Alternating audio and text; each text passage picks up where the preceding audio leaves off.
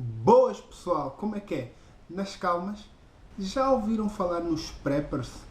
Os preppers são um grupo de pessoas que vive constantemente preparado para uma eventual catástrofe que possa abalar o mundo. E esta catástrofe pode ser um desastre natural, como um terremoto, pode ser uma pandemia, como a que estamos a viver agora, ou pode ser um ataque nuclear. Aconteça o que acontecer, esta malta está preparada para o que der e vier. Eu estive a ler sobre eles esta semana e desta filosofia de vida retirei algumas lições que podem ser importantes para as nossas finanças pessoais. Portanto, fiquem comigo para mais um vídeo do nosso canal do Bairro para a Bolsa.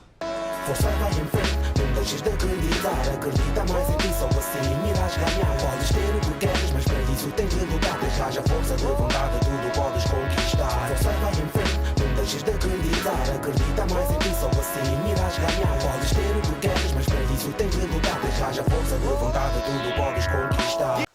Desde kits de sobrevivência, comida armazenada para vários meses, passando por filtros que permitem beber água diretamente do poço ou até mesmo caves revestidas a betão. Os preppers acreditam que se agirmos unicamente quando precisarmos, então pode já ser tarde demais. Como tal, não querem ser apanhados desprevenidos, estão sempre um passo à frente. Para isso, os preppers usam a regra dos 3 para a sobrevivência, que diz que devem conseguir ficar 3 segundos sem tomar uma decisão estúpida, 3 minutos sem respirar, 3 horas sem abrigo e expostos a condições extremas, 3 dias sem água disponível, 3 semanas sem alimentos e 3 meses sem contactos sociais. Como tal, podemos nós pensar, mas que grandes apanhados da carola que estes gajos são. Vivem num nível de pessimismo muito exagerado. Mas se pensarmos bem, quem é que é de facto mais apanhado? Aqueles que se preparam para uma eventual catástrofe que pode nunca acontecer, mas que também pode acontecer, ou aqueles que, não tendo qualquer preparação, quando a catástrofe acontece, têm que ir a correr arranjar uma solução, que normalmente não é a mais vantajosa na altura. Tomemos como exemplo a pandemia que vivemos neste momento. No início da pandemia viu-se um fenómeno de ataque ao papel higiênico. Qual é que é a atitude mais parva? A atitude mais parva é daqueles que, nas suas compras normais, compram mais 2 ou mais 4 rolos de papel higiênico e armazenam, ou a atitude mais parva é daquelas pessoas que foram a correr ao supermercado, compraram rolos e rolos e rolos de papel higiênico, causando uma ruptura no estoque, o que levou a que outras pessoas ficassem prejudicadas porque não havia papel higiênico para toda a gente. De facto, qual é a atitude que é menos sensata? Se pensarmos bem, isto na minha maneira de ver, esta atitude de preparação é uma atitude muito mais sensata.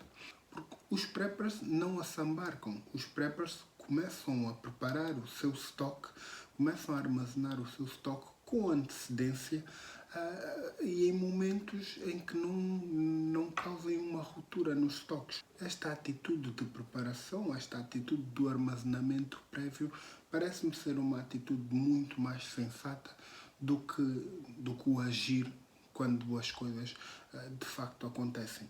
E com o nosso dinheiro é exatamente a mesma coisa. Se não nos prepararmos para eventuais desastres financeiros, quando surgir algum revés financeiro, teremos que ir a correr arranjar uma solução. E normalmente essa solução passa por pedir emprestado a amigos, a familiares, aos pais, aos avós, ou, na pior das hipóteses, ter que recorrer a um crédito, que normalmente não é o aconselhável. Tal como na situação dos preppers, também ninguém está à espera de ter um revés financeiro, de passar por uma situação de desemprego, de ter uma avaria na sua viatura. Assim como os preppers, apesar de se estarem a preparar, não querem que aconteça uma pandemia, não queriam que acontecesse uma guerra na Europa, mas infelizmente estamos a passar por isso. Assim como infelizmente os revessos financeiros também irão acontecer na nossa vida. E portanto é importante estarmos preparados para essa situação. E como tal, inspirado pela filosofia Prepper, fiz também a minha própria regra dos 3 para a sobrevivência financeira. Em primeiro lugar, ter uma reserva financeira de pelo menos 3 meses. A reserva financeira vai nos dar aquele conforto, aquela estabilidade de saber que se alguma coisa de errado acontecer no nosso trabalho, se passarmos por uma situação de baixa médica que não seja coberto 100% do nosso salário, temos ali o conforto da nossa reserva financeira que vai nos permitir fazer face às nossas despesas durante aquele tempo que estivermos desempregados ou durante aquele tempo que estivermos de baixa médica. Esta reserva financeira está associada às nossas despesas, como disse, e como tal é importante termos o controle das nossas finanças, saber quanto gastamos todos os meses. Depois de termos esse controle, é multiplicar esse valor por 3 e aí juntar o dinheiro nesse montante. Se não conseguirmos logo numa primeira fase ter os 3 meses, comecemos por um. Comecemos por 20 euros de reserva financeira. Comecemos por 100 euros de reserva financeira. O importante é começarmos. O importante é termos qualquer coisa guardada. Acredita que esta reserva financeira vai evitar certos dissabores no futuro. A segunda regra aqui para a sobrevivência financeira é termos pelo menos 3 fontes diferentes de renda. É importante termos a nossa fonte principal, mas depois termos pelo menos mais 2 fontes acessórias. Porquê? Tal como a reserva financeira, se acontecer alguma situação em que a nossa fonte principal de rendimento se esgote, sejamos despedidos, o que seja, pelo menos temos ali o conforto de ter mais 2 fontes que vão nos permitir ter ali uma almofada para amparar a nossa queda. Essas fontes mais a nossa reserva financeira vão permitir que tenhamos ali pelo menos aquele tempo para conseguir recuperar, para conseguir voltar aos nossos bons momentos. Vai nos permitir